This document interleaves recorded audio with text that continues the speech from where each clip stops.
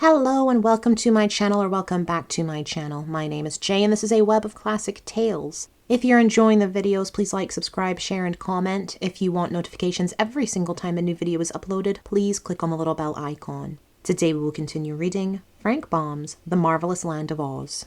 You are my prisoner, and it is useless for you to struggle any longer, said Glinda in her soft, sweet voice. Lie still a moment and rest yourself, and then I will carry you back to my tent. Why do you seek me? Asked Mombi, still scarce able to speak plainly for the lack of breath. What have I done to you to be so persecuted? You have done nothing to me, answered the gentle sorceress. But I suspect you have been guilty of several wicked actions, and if I find it is true that you have so abused your knowledge of magic, I intend to punish you severely. I defy you, croaked the old hag. You dare not harm me. Just then the Gump flew up to them and alighted upon the desert sands beside Glinda. Our friends were delighted to find that Mombi had finally been captured, and after a hurried consultation it was decided they should all return to the camp in the Gump.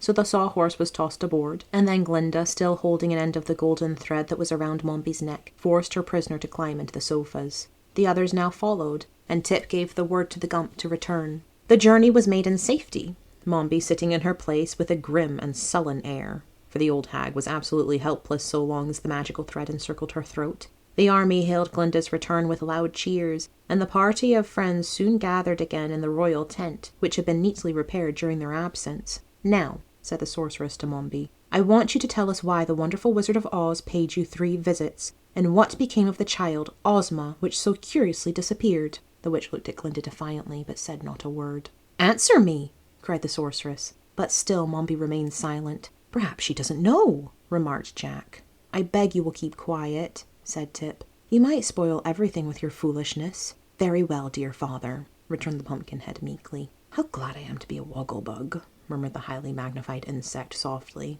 No one can expect wisdom to flow from a pumpkin. Well, said the Scarecrow, what shall we do to make Mombi speak? Unless she tells us what we wish to know, her capture will do us no good at all. Suppose we try kindness, suggested the Tin Woodman. I've heard that anyone can be conquered with kindness, no matter how ugly they may be. At this the witch turned to glare upon him so horribly that the Tin Woodman shrank back abashed. Glinda had been carefully considering what to do, and now she turned to Mombi and said, You will gain nothing, I assure you, by thus defying us, for I am determined to learn the truth about the girl Ozma, and unless you tell me all that you know, I will certainly put you to death. Oh, no, don't do that, exclaimed the Tin Woodman. It would be an awful thing to kill anyone, even old Mombi. But it is merely a threat, returned Glinda. I shall not put Mombi to death, because she will prefer to tell me the truth. Oh, I see, said the Tin Man, much relieved. Suppose I tell you all that you wish to know, said Mombi, speaking so suddenly that she startled them all. What will you do with me then? In that case, replied Glinda, I shall merely ask you to drink a powerful draught which will cause you to forget all the magic you have ever learned. Then I would become a helpless old woman. But you would be alive, suggested the Pumpkinhead consolingly. Do try to keep silent, said Tip nervously. I'll try, responded Jack. But you will admit that it's a good thing to be alive, especially if one happens to be thoroughly educated, added the Wogglebug, nodding approval. You may make your choice, Glinda said to old Mombi, between death, if you remain silent, and the loss of your magical powers if you tell me the truth. But I think you will prefer to live. Mombi cast an uneasy glance at the sorceress, and saw that she was in earnest, and not to be trifled with. So she replied slowly, I will answer your questions. That is what I expected, said Glinda pleasantly. You have chosen wisely, I assure you. She then motioned to one of her captains, who brought her a beautiful golden casket. From this the sorceress drew an immense white pearl, attached to a slender chain which she placed around her neck in such a way that the pearl rested upon her bosom directly over her heart. Now, said she, I will ask my first question. Why did the wizard pay you 3 visits? Because I would not come to him, answered Mombi. That is no answer, said Glinda sternly. Tell me the truth. Well, returned Mombi, with downcast eyes, he visited to learn the way I make tea biscuits. Look up, commanded the sorceress. Mombi obeyed. What is the color of my pearl? Demanded Glinda. Why, it's black, replied the old witch in a tone of wonder. Then you have told me a falsehood, cried Glinda angrily. Only when the truth is spoken will my magic pearl remain a pure white in color. Mombi now saw how useless it was to try to deceive the sorceress. So she said, meanwhile scowling at her defeat, The wizard brought to me the girl Ozma, who was then no more than a baby, and begged me to conceal the child. That is what I thought, declared Glinda calmly. What did he give you for thus serving him? He taught me all the magical tricks he knew. Some were good tricks, and some were only frauds. but I have remained faithful to my promise. What did you do with the girl? Asked Glinda. And at this question everyone bent forward and listened eagerly for the reply. I enchanted her, answered Mombi. In what way? I transformed her into what? Demanded Glinda as the witch hesitated. Into a boy, said Mombi in a low tone. A boy? Echoed every voice. And then, because they knew that this old woman had reared Tip from childhood, all eyes were turned to where the boy stood. Yes, said the old witch, nodding her head. That is the Princess Ozma, the child brought to me by the wizard who stole her father's throne. That is the rightful ruler of the Emerald City. And she pointed her long, bony finger straight at the boy. I! Cried Tip in amazement. Why, I'm no Princess Ozma. I'm not a girl. Glinda smiled, and going to Tip, she took his small brown hand within her dainty white one. You are not a girl just now, she said gently, because Mombi transformed you into a boy. But you were born a girl, and also a princess. So you must resume your proper form, that you may become queen of the Emerald City. Oh, let Ginger be the queen, exclaimed Tip, ready to cry. I want to stay a boy, and travel with the Scarecrow and the Tin Woodman, and the Wogglebug, and Jack, yes, and my friend the Sawhorse, and the Gump. I don't want to be a girl. Never mind, old chap, said the Tin Woodman soothingly. It don't hurt to be a girl, I'm told, and we will all remain your faithful friends just the same. And, to be honest with you, I've always considered girls nicer than boys. They're just as nice anyway, added the Scarecrow, patting Tip affectionately upon the head.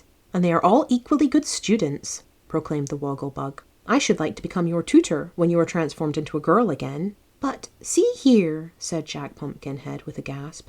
If you become a girl, you can't be my dear father any more. No, answered Tip, laughing in spite of his anxiety, and I shall not be sorry to escape the relationship. Then he added, hesitatingly, as he turned to Glinda, I might try it for a while, just to see how it seems, you know. But if I don't like being a girl, you must promise to change me into a boy again. Really, said the sorceress, that is beyond my magic. I never deal in transformations, for they are not honest, and no respectable sorceress likes to make things appear to be what they are not. Only unscrupulous witches use the art, and therefore I must ask Mombi to effect your release from her charm and restore you to your proper form. It will be the last opportunity she will have to practice magic. Now that the truth about Princess Ozma had been discovered, Mombi did not care what became of Tip, but she feared Glinda's anger. And the boy generously promised to provide for Mombi in her old age if he became the ruler of the Emerald City. So the witch consented to effect the transformation, and preparations for the event were at once made. Glinda ordered her own royal couch to be placed in the center of the tent. It was piled high with cushions covered with rose-colored silk, and from a golden railing above hung many folds of pink gossamer, completely concealing the interior of the couch. The first act of the witch was to make the boy drink a potion, which quickly sent him into a deep and dreamless sleep. Then the Tin Woodman and the Wogglebug bore him gently to the couch, placed him upon the soft cushions, and drew the gossamer hangings to shut him from all earthly view. The witch squatted upon the ground and kindled a tiny fire of dried herbs which she drew from her bosom. When the blaze shot up and burned clearly, old Mombi scattered a handful of magical powder over the fire, which straightway gave off a rich violet vapor, filling all the tent with its fragrance and forcing the Sawhorse to sneeze, although he had been warned to keep quiet. Then, while the others watched her curiously, the hag chanted a rhythmical verse in words which no one understood, and bent her lean body 7 times back and forth over the fire. And now the incantation seemed complete, for the witch stood up and cried the word Yeowa in a loud voice. The vapor floated away, the atmosphere became clear again, a whiff of fresh air filled the tent, and the pink curtains of the couch trembled slightly, as if stirred from within. Glinda walked to the canopy and parted the silken hangings. Then she bent over the cushions, reached out her hand, and from the couch arose the form of a young girl, fresh and beautiful as a May morning. Her eyes sparkled as 2 diamonds, and her lips were tinted like tourmaline. All down her back floated tresses of ruddy gold, with a slender jeweled circlet confining them at the bow. Her robes of silken gauze floated around her like a cloud, and dainty satin slippers shod her feet. At this exquisite vision, Tip's old comrades stared in wonder for the space of a full minute, and then every head bent low in honest admiration of the lovely Princess Ozma. The girl herself cast one look into Glinda's bright face, which glowed with pleasure and satisfaction, and then turned upon the others. Speaking the words with sweet diffidence, she said, I hope none of you will care less for me than you did before. I'm just the same Tip, you know, only you're different, said the Pumpkinhead, and everyone thought it was the wisest speech he had ever made. Thank you for listening. This has been Frank Baum's The Marvelous Land of Oz, Chapter 23. I've been Jay. This has been a Web of Classic Tales. Please like, subscribe, share, and comment. Click the bell icon for notifications. I hope you're having a fantastic day. Have a nice life, and I'll see you next time.